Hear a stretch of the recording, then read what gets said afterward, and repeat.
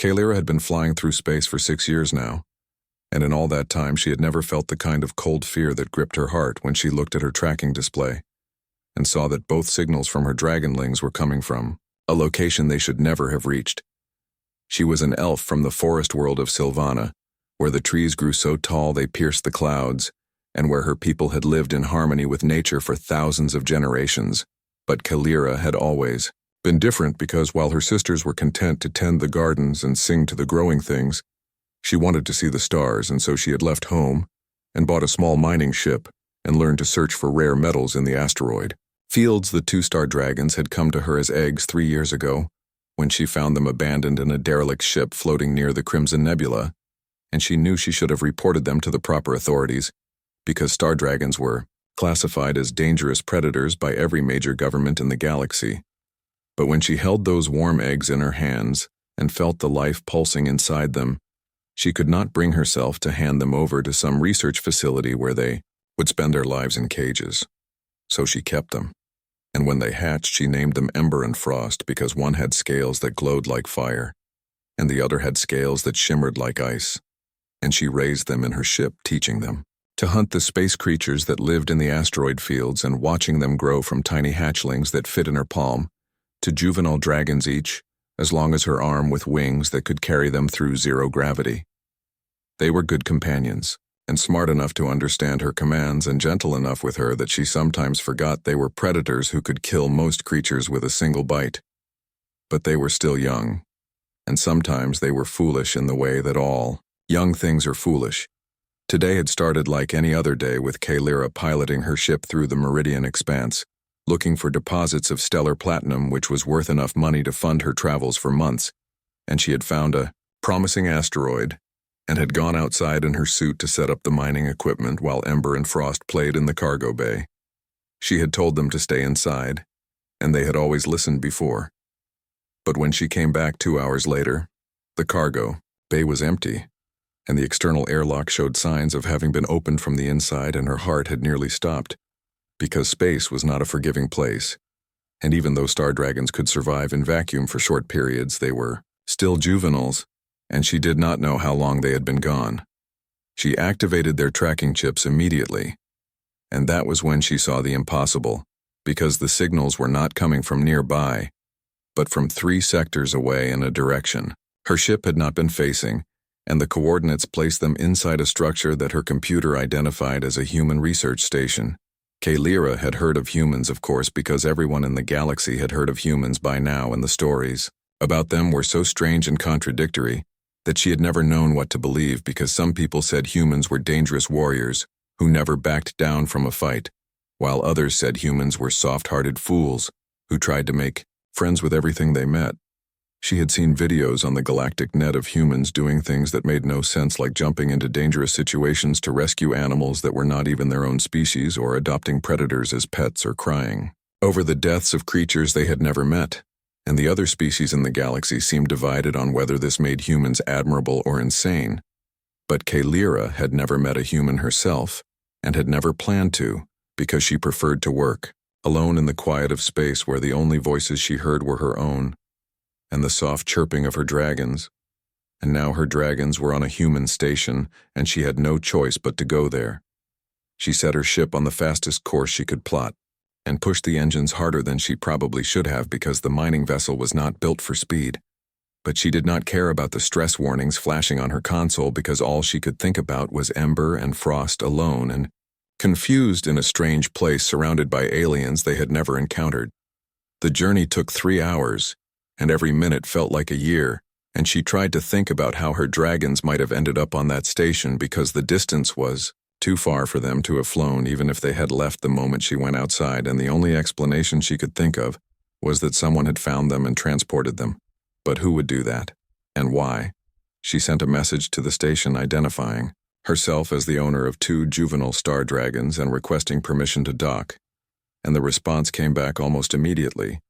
with coordinates for a docking bay, and a message that said her dragons were safe and waiting for her, and that someone named Danny Cooper would meet her at the airlock. The relief that flooded through her was so strong it made her hands shake, and she had to take several deep breaths to steady herself. because she needed to focus on docking her ship properly and not crash into the station because she was too emotional to pilot correctly. As her ship approached Haven's Rest, she could see it was larger than she expected, with multiple modules connected by corridors and several other ships docked at various ports, and it looked clean and well-maintained with lights glowing from the windows, and she found herself hoping that the humans who ran this place were the kind sort from the stories and not the other kind. The docking process was smooth, and her ship's computer handled most of it while she sat in her chair and tried to prepare herself for whatever she was about to face, because she had no idea what condition her dragons would be in, or what the humans might want from her in return for keeping them safe when the airlock sealed and the pressure equalized. She took one more deep breath and stood up and smoothed down her tunic, which was dusty from the mining work and probably not appropriate for meeting aliens, but she had not exactly planned for this situation. She opened the inner door of her ship and stepped into the docking tube and walked toward the station's airlock. And as it opened, she saw a young human male standing on the other side with red hair and freckles across his nose and a smile so wide and genuine that it caught her completely off guard. He was shorter than she expected because elves were generally taller than most species, and he wore a simple uniform with a name badge that read Danny Cooper in letters. She could read thanks to her translator implant, and he held out his hand in what she recognized as a human greeting gesture. Kalira reached out carefully and let him shake her hand, and his grip was warm and firm but not aggressive, and he started talking right away in a voice full of enthusiasm, telling her how glad he was that she got their message so quickly, and how worried they had been about the little ones, and how they were so relieved when they figured out the tracking chips and managed to send the beacon. She tried to ask questions about how her dragons had arrived, but Danny was already walking and talking and gesturing for her to follow him through the corridors,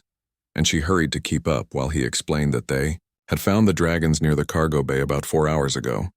and that they seemed confused and hungry and a little bit scared. Danny kept talking as they walked, and Kalira found herself both grateful and overwhelmed by his constant stream of words, because on one hand he was answering questions she had not even asked yet, but on the other hand she could barely process all the information he was giving her. He explained that one of the station's engineers had been doing a routine check of the external sensors when she noticed 2 small life forms approaching the station, and at first they thought it might be space debris. But the computer confirmed they were living creatures, so they brought them in through the cargo bay airlock, using the tractor beam. Kalira felt her stomach twist at that because her dragonlings must have been so frightened being pulled by an invisible force into a strange place, and she wondered if they had tried to fight or if they had been too tired and confused to resist. Danny must have seen something in her face, because he quickly added that they had been very gentle and slow with the tractor beam, and that they made sure not to scare the little ones, and that as soon as the dragons were inside, they had people waiting with food and warm blankets. She wanted to ask what kind of people would prepare food and blankets for unknown creatures that appeared outside their station. But Danny was already moving on to the next part of the story, telling her how Lisa Torres from the biology department had been the first to actually approach the dragons, and how she had moved slowly and kept her voice soft, and how Ember, the fire-colored one, had been the first to let her get close. The corridors they walked through were bright and clean, with smooth walls painted in soft colors, and windows that showed views of space, and Kalira noticed there were plants growing in containers along some of the walls, which seemed like an odd choice for a research station, but somehow made the place feel more welcoming. They passed several other humans who all smiled and nodded at her, and a few of them asked Danny how the baby dragons were doing, and he answered each one with the same enthusiasm, telling them the babies were fine, and that their owner had arrived, and everyone seemed genuinely pleased to hear this news. Kalira was not used to this much friendliness from strangers, because most species in the galaxy were polite but distant when meeting someone new, and they certainly did not smile at you like they were happy you existed. But these humans seemed to operate on a completely different social system. Danny led her to a lift that carried them up 3 levels, and as they rose, he asked her questions about where she was from and how long she had been traveling in space, and what it was like to have star dragons as companions, and his curiosity seemed entirely genuine, with no hint of the suspicion or judgment she might have expected. She answered carefully, giving him basic information about her home world and her work as a miner, but not mentioning that keeping star dragons was technically illegal in most sectors, because she still did not know if these humans planned to report her to some authority. When the lift doors opened, they stepped out into another corridor. But this one had wider spaces and softer lighting, and through an open doorway she could see what looked like a recreational area with comfortable furniture. And she felt her heart start to beat faster, because she knew her dragons must be close. Danny walked toward that doorway, and Kalira followed, and as they got closer, she could hear voices speaking in quiet tones, and then she heard a sound that made her breath catch, because it was Ember's distinctive chirping call, the one she made when she was content and comfortable. They stepped through the doorway, and Kalira stopped so suddenly that Danny almost bumped into her because the scene in front of her was so unexpected that her brain needed a moment to process what she was seeing. The room was warm and cozy with large, cushioned seats and soft rugs on the floor, and lighting that mimicked natural sunlight, and sitting on the largest seat were two humans holding her dragons like they were precious treasures.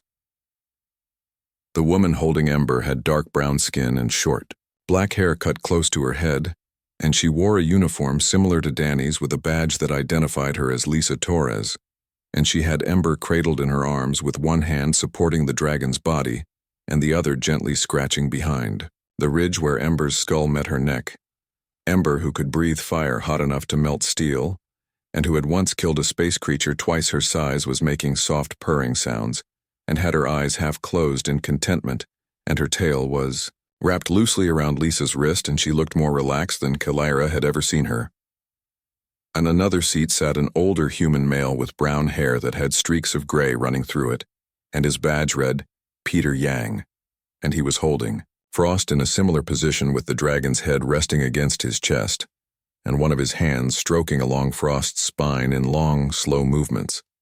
Frost, who was usually the more aggressive of the two dragons, and who did not like being touched by anyone except Kalira, had his wings folded peacefully against his sides and was making the low rumbling sound that meant he felt safe and protected. Kalira felt like she had stepped into an alternate reality, because this was not how star dragons behaved around strangers, and this was definitely not how most species behaved around star dragons, because anyone with sense kept a safe distance from creatures that could kill them, with minimal effort. Lisa looked up and saw Kalira standing in the doorway, and her face broke into a smile that seemed to light up the entire room, and she said in a warm voice that she must be the dragon mama they had been waiting for, and that she was so glad Kalira had arrived safely. The term dragon mama made something flutter in Kalira's chest, because it suggested a level of understanding and acceptance that she had not expected, and Lisa shifted slightly so that Ember could see Kalira, and the moment the dragonling spotted her, she let out an excited trill and tried to launch herself across the room. But Lisa held her gently but firmly and stood up with surprising grace, considering she was holding a creature that weighed at least 15 kilograms, and she walked over to Kalira and carefully transferred Ember into her arms. The weight of her dragonling and the warmth of her scales and the familiar feel of her trying to lick Kalira's face with her forked tongue made tears spring to Kalira's eyes, and she held Ember close and whispered words in her own language, telling her she was safe and that everything was fine. Peter had also stood and was bringing Frost over, and the older dragon recognized her and made his greeting rumble, and Peter handed him over with the same care Lisa had shown. And suddenly Kalira was standing in this strange human station holding both of her dragons and feeling more relieved than she had ever felt in her life. Danny moved past her to join his colleagues, and the three humans stood there watching her reunion with her dragons, and all three of them had expressions of such genuine happiness that Kalira felt something shift in her understanding of what humans were. These were not the warriors from the stories or the fools, who did not understand danger, but something else entirely,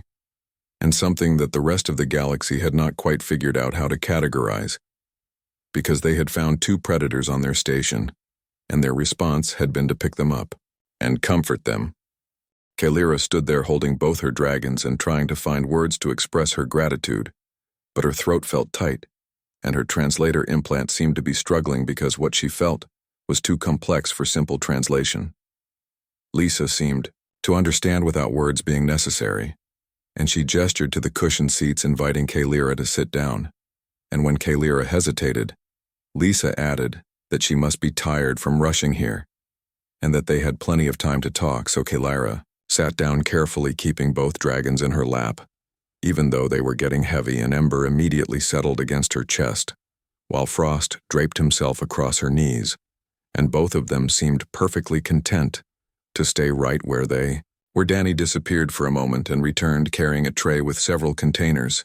and he set it down on the low table in front of Kalyra and explained that he had brought her something to drink and some food in case she was hungry, because traveling through space on an emergency run probably meant she had not eaten.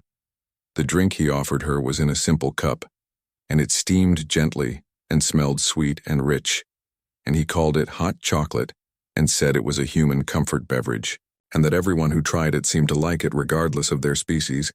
Kalyra accepted the cup with her free hand and took a careful sip, and the taste was unlike anything she had experienced before, because it was sweet, but also somehow deep and comforting, and the warmth spread through her body, making her realize just how tense she had been. Peter sat down across from her, and his movements were slow and non-threatening, and he asked if she minded answering some questions about star dragons, because they had tried to look up information in their database, but there was surprisingly little detailed data available. She told him she did not mind, and he asked basic questions about what they ate and how often they needed to sleep and whether they required any special environmental conditions, and she found herself relaxing as she answered, because these were questions that showed he genuinely cared about her dragon's well-being. Lisa joined the conversation, asking about how Kalyra had come to have the dragons, and Kalyra made a quick decision to trust these humans, because they had already proven themselves kind. And so she told them the truth about finding the eggs and raising the hatchlings, even though it was not entirely legal. She watched their faces carefully as she explained, expecting to see judgment or concern, but instead Lisa just nodded and said that she would have done the same thing, because leaving eggs to die alone in space would have been cruel. And Peter agreed, saying that sometimes the right thing to do was not the same as the legal thing to do. Danny asked what the dragons' names were, and when Kalyra told him Ember and Frost, he smiled and said those were perfect names, and then he asked if he could try petting them. And Kalyra said yes, because if her dragons trusted these humans enough to let them hold them earlier, then they would probably accept gentle touch. Now Danny got down on his knees beside her seat and slowly reached out his hand, letting Ember sniff it first before carefully stroking her head, and Ember leaned into the touch and made her happy chirping sound, and Frost raised his head, wanting attention too. So Danny used both hands to pet both dragons. Kalyra watched this and felt something warm growing in her chest, because her dragons were notoriously picky about who they allowed close. And yet here they were, accepting affection from a human they had just met as if it was the most natural thing in the world. Lisa explained that when they first found the dragons, they had run a biological scan to make sure they were not injured or sick, and the scan had shown they were healthy but hungry. So they used the station's food printer to synthesize some proteins based on what their database suggested star dragons might eat. Peter added that they had also given the dragons water and a chance to stretch their wings in the cargo bay under supervision, because they figured the little ones needed exercise after whatever journey had brought them to the station. Kalyra felt tears threatening again, because these strangers had done more for her dragons in a few hours than some people would do for members of their own species. And she asked them why they had gone to so much trouble for creatures they did not know. Lisa looked surprised by the question, as if it had never occurred to her that caring for the dragons might be considered trouble, and she said that they looked scared and lost, and what kind of person would leave babies scared and lost even if those babies had very sharp teeth? Danny laughed and said that humans had a saying about how every animal was just a friend you had not made yet, and that most humans grew up learning to care for creatures that needed help regardless of whether those creatures were dangerous or not. Peter mentioned that he had raised dogs back on Earth before joining the research station, and that these dragons reminded him of puppies, with that same sense of wonder and need for affection, and Kalyra did not have the heart to tell him that star dragons in the wild ate creatures that were probably similar to Earth dogs. She asked how the dragons had ended up at the station in the first place, and Lisa pulled out a datapad and showed her the tracking information, and explained that their sensors had picked up a small transport pod that had passed near the station about 5 hours ago.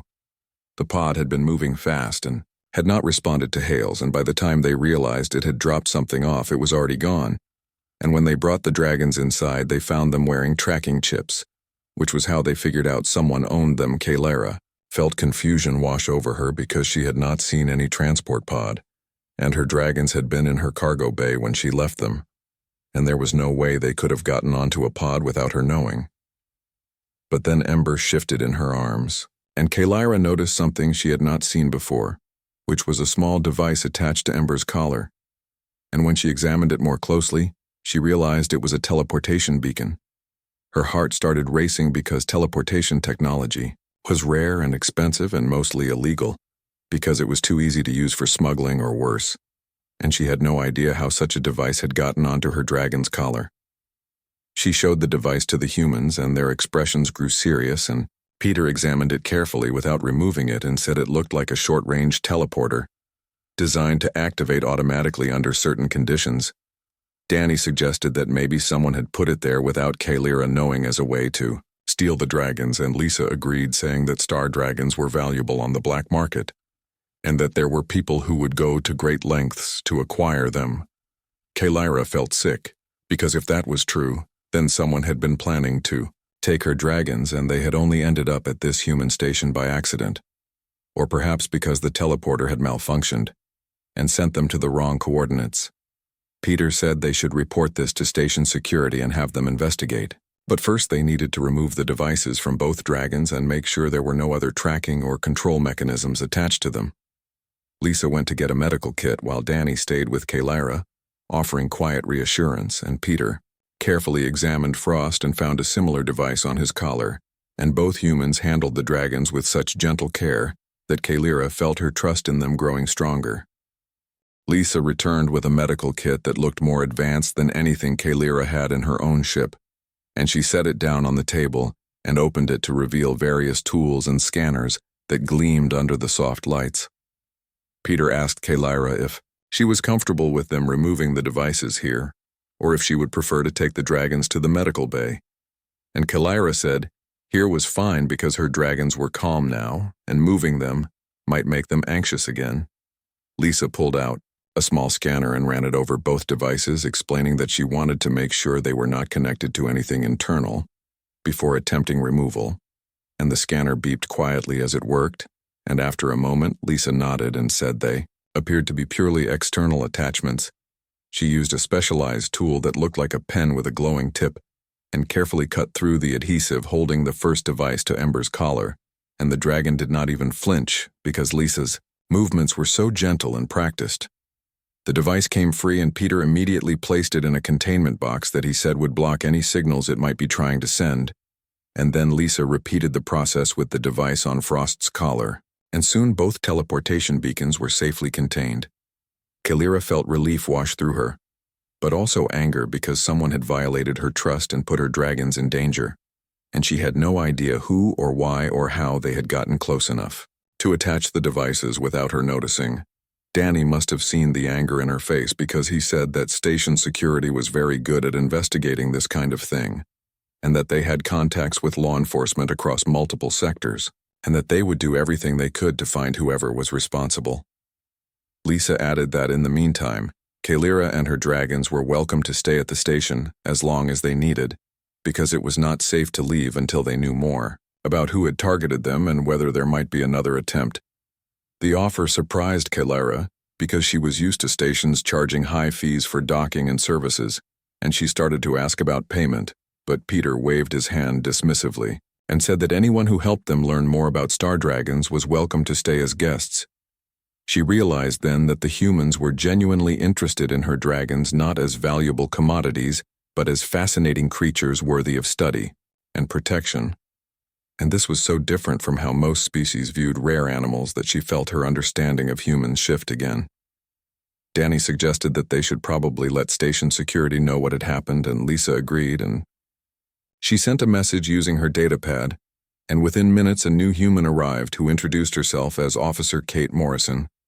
Kate was tall with blonde hair pulled back in a tight bun, and she wore a different uniform than the others with patches. That indicated her security role, and she had a serious expression. But her eyes were kind, and when she saw the dragons, she smiled slightly and said, "They were beautiful." She asked Kalyra to explain everything that had happened, starting from when she last saw her dragons in the cargo bay, and Kalyra told the story as clearly as she could, including details about her mining work in the asteroid field and how long she had been gone. Kate listened carefully, taking notes on her datapad and asking clarifying questions, and when Kalyra finished, Kate examined the containment box with the teleportation devices and said she would send them to the lab for analysis. She explained that teleportation technology left certain signatures that could be traced back to manufacturers, and that even illegal devices often had unique characteristics that could help identify their origin, and that her team would work on finding answers. Peter asked if Kalyra had noticed anyone unusual near her ship recently, or if she had docked at any stations where strangers might have had access to her cargo bay. And Kalyra thought back over the past few weeks, trying to remember. She had stopped at a trading post about 10 days ago to buy supplies, and she had left her ship for several hours while she browsed the market and negotiated for better quality mining equipment. And she supposed someone could have boarded during that time. Kate said that was helpful information, and she would contact the trading post to see if they had security footage from that day, and she also suggested that Kalyra might want to upgrade her ship's security systems to prevent future unauthorized access. Danny offered to help with that, saying the station had excellent engineers who could install better locks and sensors, and that they could probably do it within a day or two. And Kalyra felt overwhelmed by their continued generosity. Lisa suggested that they should let Kalyra rest, because she had been through a stressful experience and probably needed time to process everything. And Kate agreed, saying she had enough information to start her investigation and would update Kalyra as soon as she learned anything.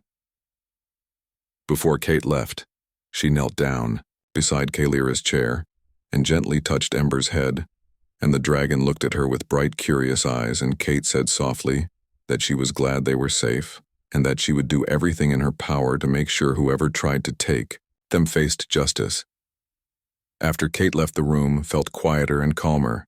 and Kalyra realized how tired she was because the adrenaline that had been keeping her alert was finally wearing off, and her body was reminding her that she had not slept properly in over a day. Peter noticed her exhaustion and asked if she would like them to show her to guest quarters where she could rest, and she nodded gratefully and carefully stood up, still holding both dragons, who seemed content to remain in her arms. They led her through more corridors to a section of the station that appeared to be designated for visitors, and Danny opened the door to a room that was larger and more comfortable than Kalyra had expected, with a proper bed and a sitting area and even a window that showed a view of the stars. Lisa showed her how to use the various controls for lighting and temperature, and explained that the bathroom had facilities compatible with most species, and that if she needed anything she could use the communication panel on the wall to contact someone. Peter said they had already arranged for some of the synthesized protein food to be delivered to her room so she could feed the dragons whenever they got hungry, and Danny added that there was a selection of drinks and snacks in the small cooling unit for her as well. Kalyra thanked them, and her voice came out hoarse with emotion, and she said she did not know how she would ever repay their kindness. And Lisa smiled and said that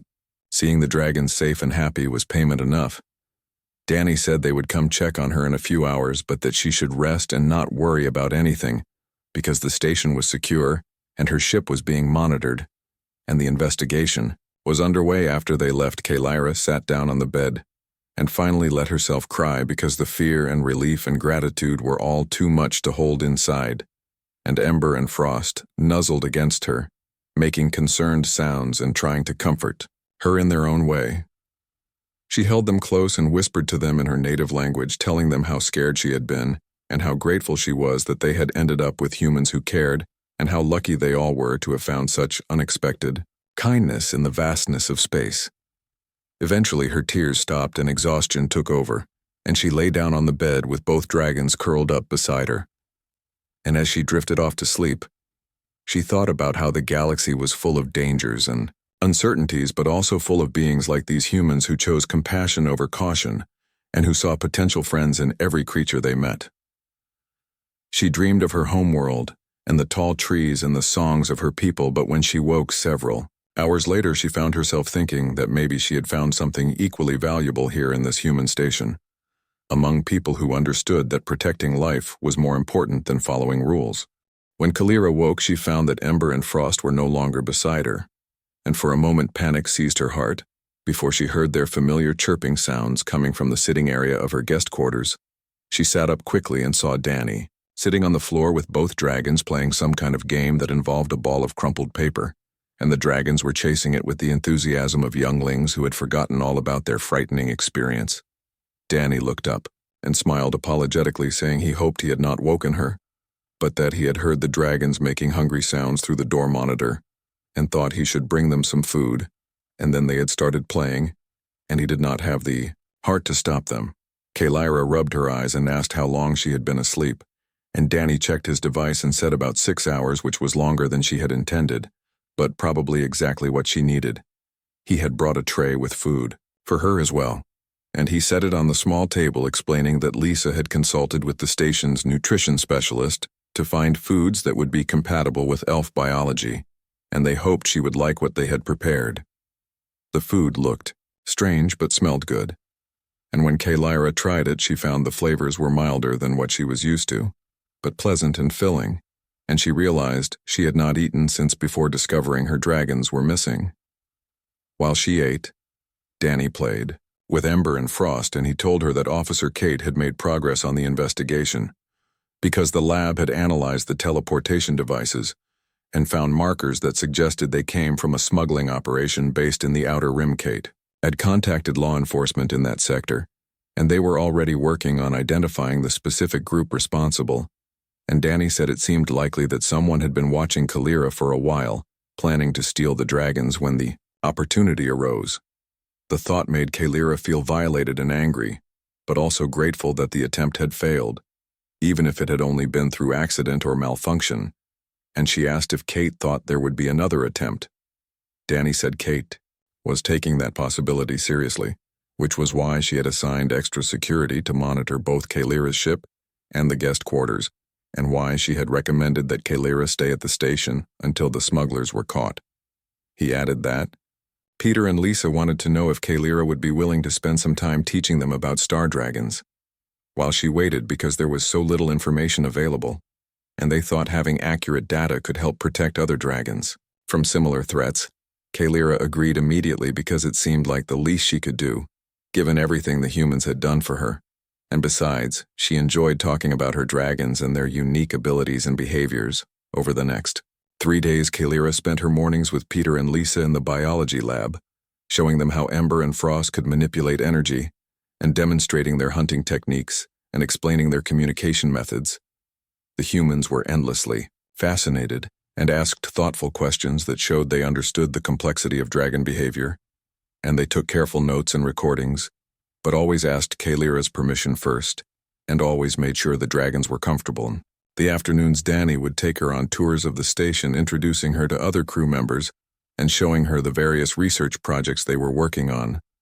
and Kalira was impressed by the breadth of human curiosity because they seemed interested in everything from plant biology to quantum physics.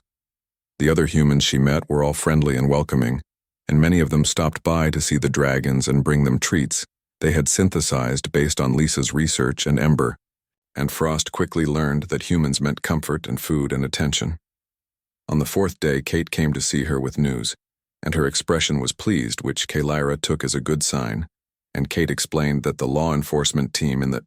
Outer Rim had raided the smuggling operation and arrested several individuals, including the person who had planted the devices on her dragons.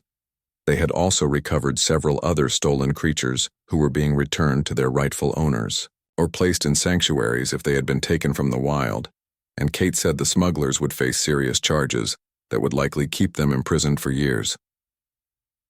The best news was that Kate's investigation had determined this particular group had been working alone, and there was no evidence of any other threats to Kalira or her dragons, which meant it was safe for her to leave the station whenever she was ready.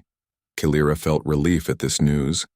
but also something unexpected, which was reluctance to leave, because in just a few days she had grown comfortable at Haven's Rest and had come to value the friendships she was forming with the humans. Peter seemed to sense her mixed feelings, and he suggested that she might want to consider staying in this sector rather than returning to the more isolated regions where she had been working, because there were plenty of mining opportunities nearby, and she could visit the station regularly. Lisa added that they would love to continue learning from her and that having access to living star dragons would advance their research significantly, and that Kalira could essentially become a consultant, which would provide her with additional income. Danny said that many independent miners used Haven's Rest as a base of operations because the station offered good repair services and fair prices for ore and a friendly community, and that Kalira would fit right in. The offer tempted her more than she wanted to admit because solitude had its benefits, but so did having people who cared whether you came back safely from your mining runs and having friends who played with your dragons and made you hot chocolate when you were stressed. She told them she would think about it, and they seemed satisfied with that answer, and they spent the evening showing her recordings they had made of the dragons and discussing behaviors they had observed and theories they were developing. The next morning, Kalira went to check on her ship and found that the engineering team had installed the new security systems Danny had promised, and they walked her through all the features explaining how the enhanced locks worked and how the new sensors would alert her to any unauthorized access away. Lead engineer was a woman named Amy Chen, who had kind eyes and grease-stained hands, and she said she had also taken the liberty of upgrading Kalira's mining equipment because some of it was outdated, and she believed in making sure people had the best tools for staying safe in space. When Kalira tried to discuss payment, Amy waved her off and said that Peter had already authorized it as part of the station's research budget, since Kalira was providing valuable data about star dragons. And besides, it had been fun to work on a mining ship again. Kalira returned to her quarters feeling overwhelmed by the continued generosity, and found Lisa waiting with Ember and Frost, who had apparently spent the morning in the biology lab being spoiled by the research team. Lisa said they had made a gift for the dragons, and she held up 2 new collars that she had designed with better materials and built-in health monitors that would alert Kalira if either dragon became sick or injured. The collars were beautiful and functional, and when Lisa put them on the dragons, they seemed to understand they were meant as protection, and they nuzzled against Lisa in thanks. That evening, the station held what Danny called a farewell dinner even, though Kalira had not officially decided to leave, and the dining hall was filled with humans, who had all contributed food from their home regions on Earth. Peter gave a short speech about how meeting Kalira and her dragons had reminded them all why they chose to work in space, which was to encounter new species and learn from them, and to build connections across the stars. Lisa added that they hoped this was not actually farewell, but rather see you soon. And many of the other humans raised their glasses in agreement. Kalira stood up and tried to express what she was feeling, but the words came out clumsy and inadequate. Because how do you thank people who saved your family and asked for nothing in return and treated you like you belonged with them? She said that she had spent years traveling alone, believing that was what she wanted, but that the past few days had shown her the value of community, and that she had decided to take their advice and base her operations in this sector. The dining hall erupted in cheers and applause, and Ember and Frost, who were lying under the table with several humans petting them, raised their heads and added their own trilling calls to the celebration. Danny came over and hugged her, which she learned was another human custom, and Lisa joined in, and soon Kalira found herself surrounded by humans who were genuinely happy she was staying. Later that night, as she prepared to move back to her ship for the journey to a nearby asteroid field, Peter stopped by and said he had one more thing to give her, which was a communication device that would keep her connected to the station regardless of how far away she traveled. He said they wanted to make sure she could always call for help if she needed it, and that they looked forward to her regular visits and to watching Ember and Frost grow up. As Kalira left Haven's Rest the next morning with her dragons secured safely in the cargo bay, and her ship equipped with better security and her heart full of unexpected friendship, she understood something important about humans that the rest of the galaxy was still learning.